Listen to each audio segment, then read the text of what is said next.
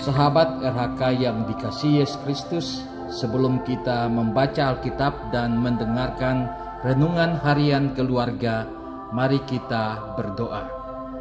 Bapa, terima kasih atas kehadiran-Mu yang tak pernah berubah, dimanapun kami berada, dan oleh kebenaran firman-Mu kami dikuatkan untuk berani menghadapi dunia yang terus berubah. Amin.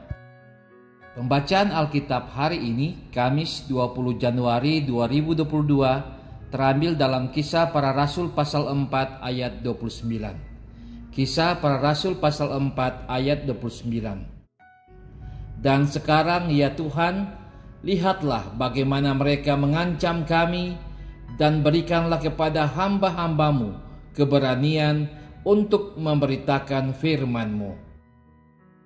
Judul RHK kali ini, berani memberitakan firman Tuhan. Sahabat RHK yang diberkati Tuhan, banyak keadaan yang membuat kita menjadi takut memberitakan firman Tuhan. Apakah ketakutan itu muncul dari dalam diri kita, keluarga, atau keadaan yang datang dari lingkungan tempat tinggal kita? Ketakutan yang muncul dari diri kita, misalnya takut berkhotbah tentang kesetiaan dalam pelayanan kalau kita lalai melakukan pelayanan.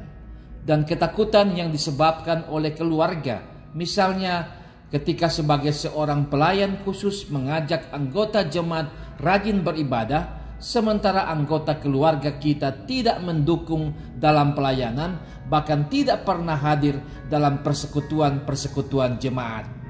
Sedangkan tantangan yang datang dari luar, misalnya penolakan terhadap kehadiran kita sebagai hamba Tuhan.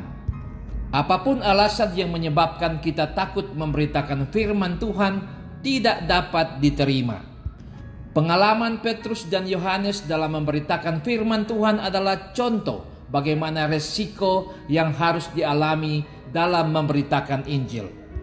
Ancaman, ditangkap, dibawa ke pengadilan, tuduhan, bahkan dijebloskan ke dalam penjara. Mereka tidak takut dengan pengalaman yang harus mereka alami. Bahkan menceritakan kepada teman-teman mereka dan telah memicu semangat mereka untuk berseru kepada Tuhan. Tantangan dan pergumulan yang dialami oleh para rasul tidak mengurangi motivasi mereka dalam memberitakan Injil, atau mengarahkan mereka untuk bersembunyi atau mengkambing hitamkan orang lain. Tetapi tantangan yang mereka alami justru telah mendorong mereka untuk lebih kuat dan bersemangat. Tetapi juga mendorong mereka lebih dekat kepada Tuhan dalam doa mereka. Tantangan yang mereka alami mengingatkan mereka bahwa mereka tidak punya kemampuan apa-apa. Kemampuan itu mereka yakini hanya akan diberikan oleh Tuhan sepanjang mereka terus bergantung kepada Tuhan. Sebagai pemberita Injil dituntut keteladanan. Sikap hidup kita harus berkenan dan berpadanan dengan firman Tuhan. Kita harus kuat dan terus meyakini firman Tuhan. Aku menyertai kamu senantiasa sampai akhir zaman.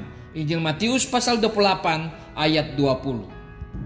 Kita tidak ditinggalkan sendiri, tetapi jaminan firman Tuhan bahwa Allah akan terus menyertai kita dan akan terus memampukan kita. Kemampuan itu akan diberikan kepada kita ketika kita sebagai hamba-hambanya berani, tidak pernah lelah, dan terus berdoa. Dukungan doa anggota keluarga akan menjadi kekuatan untuk terus memberitakan firman Tuhan. Amin. Mari berdoa. Tuhan, berikanlah kami roh keberanian untuk terus memberitakan firman-Mu. Hanya Engkaulah kekuatan kami. Amin.